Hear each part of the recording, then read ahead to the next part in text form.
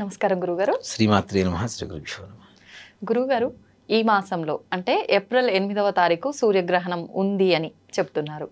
మరికొంతమంది అసలు మన దగ్గర మన భారతదేశంలో ఈ గ్రహణం అనేది లేదు, గ్రహణ ప్రభావం ఉండదు అని చెప్తున్నారు. నిజంగా ఏప్రిల్ 8వ తారీఖు గ్రహణం ఉందా లేదా గురుగారు? ఉంటే ఎటువంటి నియమాలు పాటించాలి? అసలు మనకి కనపడేటువంటిదే మనం నమ్మాలి. అవునా? సూర్యగ్రహణం కానీ రాబోయే క్రోధినామ సంవత్సరంలో ఉన్నటువంటి గ్రహణాలు కానీ ఏవి కూడాను భారతదేశంలో కనపడవు. ఒక్కడు కూడా మన భారతదేశంలో ఒక్కడు కూడా మనకు కనపడదు. కనబడని వాటికి నియమాలు పాటించాల్సిన అవసరం లేదు. అవునా? అంతేకాకుండా ఇతర దేశాల్లో కనపడుతుంది. ఏ ప్రాంతంలో ఉన్న వాళ్ళకి కనపడుతుందో ఆ ప్రాంతం వాళ్ళు నియమాలు పాటించడం అనేది ఇది. లేని నియమాల్ని, లేని గ్రహణాన్ని, మన గ్రహాలన్నీ మన చుట్టూ తిప్పుతున్నారు జనాలు. అసలు గ్రహణం అనేది, మన సూర్యగ్రహణం అనేది రేపు 8వ తారీఖు అమావాస్య రోజున ఏదైతే ఉందో అసలు లేదమ్మా. ఒక మాట చెప్పాలి అంటే దాని ప్రభావం కూడా ఏమాత్రం కూడా మనం చూపించదు. కాబట్టి మనం నియమాలు పాటిస్తాం అనుకుంటే ఇంకా అది వాళ్ళ మొండితనం, మూర్ఖత్వం ఉందని మనం చేయగలిగేది ఏం లేదు. మొండివాడి కంటే రాజు కంటే మొండివాడు బలవంతుడని దాన్ని మనం చేయగలిగింది కూడా ఏం లేదు. కానీ అసలు భారతదేశంలో లేని వాటికి, కనబడని వాటికి నియమం పాటించడం అనేది అవివేకం అనే చెప్తా. అందుకని పంచాంగంలో క్లియర్గా రాస్తారు వాళ్ళు స్పష్టంగా, భారతదేశంలో ఎక్కడా ఈ గ్రహణం కనపడదు కాబట్టి ఎటువంటి నియమాలు పాటించాల్సిన అవసరం లేదు అని చెప్పి స్పష్టంగా రాసిన తర్వాత కూడా గ్రహణం వచ్చింది, ఎక్కడైనా సూర్యుడే కదా, ఎక్కడైనా చంద్రుడే కదా, అక్కడున్న చంద్రుడు ఇక్కడున్న అదే సూర్యుడు కదా, గ్రహణం వచ్చింది కదా అంటే మనం కనబడని వాటికి మనం ఎట్లా చేస్తాం కదా? అసలు ఎటువంటి నియమాలు పాటించాల్సిన అవసరం ఎక్కడా లేదమ్మా, ఎవ్వరికీ లేదు. దాని గురించి ఎక్కువ ఆలోచించి గర్భిణీ స్త్రీలు ఇట్లానే ఉండాలి, ఇట్లానే పడుకోవాలి, ఇలానే తినాలి, ఇలాంటి నియమాలన్నీ కూడాను గ్రహణం ఇక్కడ ముఖ్యంగా చూడండి. గ్రహణ సమయంలో నియమాలు ఎందుకు పాటించమని చెప్తారు అంటే, గ్రహణ సమయంలో వెలువడేటువంటి కిరణాలు ఏవైతే ఉంటాయో, చంద్రగ్రహణం అయితే చంద్రగ్రహణం, సూర్యగ్రహణం అయితే సూర్యకిరణాలు, ఆ గ్రహణాల సమయంలో వెలువడేటువంటి కిరణాల ప్రభావం ఏదైతే ఉంటుందో వాటిల్లో రేడియేషన్ ఎక్కువగా ఉంటుంది. కాబట్టి ఏదైనా ఆహార పదార్థాల మీద ఆ రేడియేషన్ ప్రసరించబడితే అవి తినడం ద్వారా మనకి విషపూరితం అవుతుంది. కాబట్టి అంతేకాకుండా లోపంలో గర్భంలో ఉండేటువంటి శిశువు చాలా సెన్సిటివ్గా ఉంటారు. కాబట్టి అలాంటి రేడియేషన్స్ ద్వారా వాళ్ళకి అంగవైకల్యం కానీ ఏదైనా అనారోగ్యం వచ్చేటువంటి అవకాశాలు ఉన్నాయి. కాబట్టి అలాంటి సమయంలో నియమాలు పాటించమని చెబుతున్నారు. దానికి కూడా ఏంటి, మన నిజంగా మన ధర్మం ఎంత గొప్పగా ఉంటుందో చూడండి. ఒక ఎండు దర్భని తీసుకెళ్ళి వాటిలో వేస్తే అవి అమృతతుల్యం అవుతుందని చెప్తారు మనకి. ఇప్పుడు మనం గ్రహణం వచ్చినప్పుడు ఏం చేస్తాం, దర్భను కట్ చేసి నిల్వ ఉండేటువంటి పచ్చళ్ళలో, కూరలు అంటే తీసేస్తాం. ఈ పచ్చళ్ళు, నీళ్లు, పాలు, ధాన్యాలు ఇట్లాంటి వాటిల్లో వేస్తూ ఉంటాం. అలానే ఆలయాల్లో కూడా తప్పనిసరిగా దేవతా విగ్రహాల దగ్గర దర్భలు పెడతారు. దేనికి?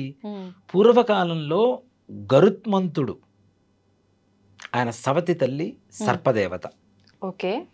ఈ గరుత్మంతుడిని పదే పదే పదే పదే హింసిస్తూ ఉన్నదిట. సవతి తల్లి కదా, ఈ హింసిస్తుంటే ఆమెను పోయి అడిగాడు గరుత్మంతుడు, అమ్మా నీ దగ్గర నుంచి నాకు విముక్తి కలగాలంటే నన్ను ఏం చేయమంటావు, నన్ను వదిలిపెట్టు, ఏదైనా చెప్పు, ఆ పని చేసి పెడితే నన్ను విముక్తిని చేయని చెప్పి నమస్కారం నుంచి ప్రార్థించాడు. అప్పుడు ఈ సర్పమాత నా బిడ్డలందరికీ అమృత భాండాన్ని తెచ్చిపెట్టమని అడిగింది. ఈ అమృత భాండం ఎక్కడుంటుంది? స్వర్గలోకంలో ఉంటుంది. కాబట్టి అది తీసుకొని గరుత్మంతుడు వస్తూ ఉన్నాడు. ఈ సంగతి ఇంద్రుడికి తెలిసింది. సర్పజాతికి అమృతం అందింది అంటే వాడికి వినాశనం లేకపోతే ప్రపంచం మొత్తం సర్పమయం, జనాలు ఎక్కడ బ్రతకడానికి అవకాశం లేదు. అంతే కదా, సర్పాలు పెరుగుతూనే ఉంటాయి తప్పితే చావడం అనేది లేదు కదా, పుట్టడం తప్పితే. కాబట్టి అలాంటి అమృతతత్వం అనేది వాళ్ళకి అందకూడదు అని చెప్పి గరుత్మంతుడితో యుద్ధం చేస్తాడు.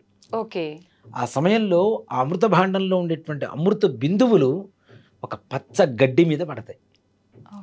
అదే దర్భ. అందుకనే శుభానికి అశుభానికి రెండిటికీ దర్భలు వాడతాం. ఈ అమృతతుల్యమైనటువంటి దర్భని మనం ఈ పదార్థాల్లో వేయటం ద్వారా ఆ కిరణాల నుంచి వచ్చేటువంటి రేడియేషన్ని ఆపి వాటిల్లో ఏ రకమైనటువంటి విషాన్ని కలుగు చేయకుండా అమృతత్వంగా ఉంచేందుకే ఆ దర్భలు వేస్తాం. ఓకే. ఇది అసలు ఇవన్నీ మనకి గ్రహణమే లేనప్పుడు ఇవన్నీ నియమాలు పాటించాల్సిన అవసరం లేదు కదా. కాబట్టి వద్దనే చెప్తాను. గ్రహణం గురించి ప్రశాంతంగా మర్చిపోండి. మన గ్రహణాలు లేవు. ఈ సంవత్సరం ఒక్క గ్రహణం కూడా లేదు. గ్రహణాల గురించి భయపడాల్సిన అవసరమే లేదు, అస్సలు లేదు. అదే పూర్వకాలంలో ఇప్పుడు గ్రహణాన్ని చూడొద్దు, గ్రహణం కలిగినప్పుడు ఇంట్లోనే ఉండండి అని చెప్పి ఇప్పుడు ఏదో గొప్పగా సైన్స్ చెప్తోంది. గ్రహణాన్ని చూడొద్దు, మీరు ఎక్స్రే పెట్టుకునే చూడాలి, ఆ గ్లాసెస్ పెట్టుకునే చూడాలి, డైరెక్ట్ చూడొద్దని. అసలు ఇంట్లోంచి బయటికి రావద్దని కొన్ని వేల సంవత్సరాల క్రితమే నా ధర్మం చెప్పింది. అవునా? గ్రహణ సమయంలో ఏమీ తినొద్దు, ఎక్కడికి తిరగొద్దు, ఇంట్లోనే ఉండండి, దైవ చింతన చేసుకోండి. గ్రహణ సమయంలో ఒకసారి దైవ చింతన చేస్తే 1000 సార్లు చేసినటువంటి ఫలితం కలుగుతుంది. కాబట్టి ఆ సమయంలో బయటికి రావద్దని చెప్పి కొన్ని వేల సంవత్సరాల క్రితమే నా హిందూ ధర్మం చెప్పింది. ఇప్పుడు ఏదో గొప్పగా సైన్స్ చెప్పడం కాదు కదా. కాబట్టి ఇంత ధర్మాన్ని, ఇంత ఆరోగ్యాన్ని కలుగు చేసేటువంటి ధర్మమే మన హిందూ ధర్మం, మన సంప్రదాయం, మన సంస్కృతి. అలాంటివి పాటించాలి. ఎప్పుడు అంటే మనకు ప్రమాదం కలుగుతుంది అని తెలిసినప్పుడు. ప్రమాదమే లేనప్పుడు, ఇప్పుడు పూల బాట ఉంది, పూల బాటలో పూలు ఏమైనా ఏరుకుంటూ వెళ్ళిపోతామా మనం? పూలను చక్కగా పూల బాటలో మెత్తగా నడుచుకుంటూ వెళ్ళిపోతాం. ముళ్ళు ఉంటే ముళ్ళు ఏరుకుంటూ వెళ్ళిపోతాం కదా. ఇక్కడ పూల బాటే ఉన్నప్పుడు ఈ ముళ్ళు గురించి ఆలోచించాల్సిన అవసరం ఏముంది మనకి కదా. కాబట్టి ఏ రకమైనటువంటి నియమాలు పాటించాల్సిన అవసరం లేదమ్మా. అయితే గురువుగారు, గ్రహణ సమయంలో దేవతలు కూడా శక్తులు కోల్పోతుంటారంటారు కదా, ఎందుకని గురువుగారు? అంటే ఇక్కడ మనకి ప్రత్యక్ష దేవాలయ సూర్య చంద్రులు కదమ్మా. ఇప్పుడు మనకు కనబడేటువంటి దేవతలు ఎవరున్నారు? తల్లి, తండ్రి, గురువు, సూర్యుడు, చంద్రుడు, అగ్ని, నీరు. ఇవి వీళ్ళు మన కంటికి కనబడేటువంటి దేవతలు. ప్రపంచం మొత్తానికి దినచర్య నడవాలి అంటే ప్రత్యక్ష దేవాలు వీళ్ళిద్దరే. అవునా? అందుకనే సూర్యుడికి మనం అర్ఘ్యం వదులుతూ ఉంటాం, తప్పనిసరి సూర్య నమస్కారాలు చేస్తూ ఉంటాం.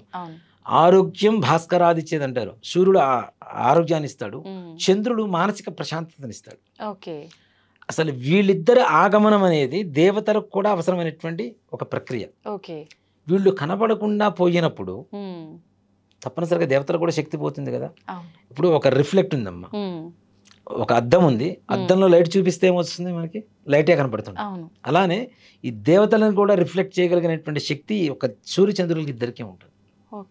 కాబట్టి వాళ్లే కనుమరుగైపోతున్నప్పుడు అందరూ శక్తిహీనులే కదా.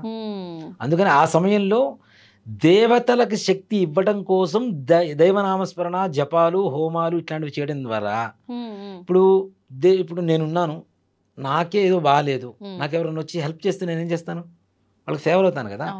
అలాంటి శక్తిహీన స్థితిలో ఉన్నటువంటి దేవతల కోసం వాళ్ళ నామస్మరణ చేస్తూ, వాళ్ళ మంత్రాలని చేస్తూ, వాళ్ళని బలోపేతం చేస్తుంటే వాళ్ళ అనుగ్రహం మన మీద ఉంటుందా, ఉండదా? తప్పకుండా ఉంటుంది. అందుకనే దేవతారాధన చేయమని చెప్పేది ఆ సమయంలో. జపాలు, తపాలు ఇవన్నీ ఎక్కువ చేస్తూ ఉంటారు. కొంతమంది అయితే నదిలో ఈ నడుము వరకు కొంతమంది మునిగి, కొంతమంది తలకాయ వరకు బయటకు ఉంచేసి జపం చేస్తూ ఉంటారు. అంటే ఆ సమయంలో ఒకసారి చేస్తే 1000 సార్లు చేసినంత ఫలితం కలుగుతుంది తప్పనిసరిగా. వాటి ప్రభావం మనుషుల మీద ఉండడం అనేది ఎంత నిజమో, అలాగే దైవనామస్మరణ ద్వారా, దైవ చింతన ద్వారా ఇలాంటి దోషాలు కూడా నిమిడీకృతం అయిపోతాయని చెప్పడం కూడా అంతే నిజం. అదే నిజంగా చాలా మంచి విషయాలు నిజంగా మీ ద్వారా నేను ఈరోజు తెలుసుకున్న గురుగారు. గరికకు సంబంధించిన స్టోరీ ద్వారా అయితేనేమి, శక్తులు కోల్పోయినప్పుడు మనం ప్రార్థించడం వల్ల ఉపయోగం ఏముంది అనే ఒక సందేహం కూడా ఉండే గురుగారు నాకు. నిజంగా మీ మాటల ద్వారా అవన్నీ క్లియర్ అయిపోయాయి. Thank you. శ్రీమాత్రే నమః. శ్రీ గురుభ్యో నమః.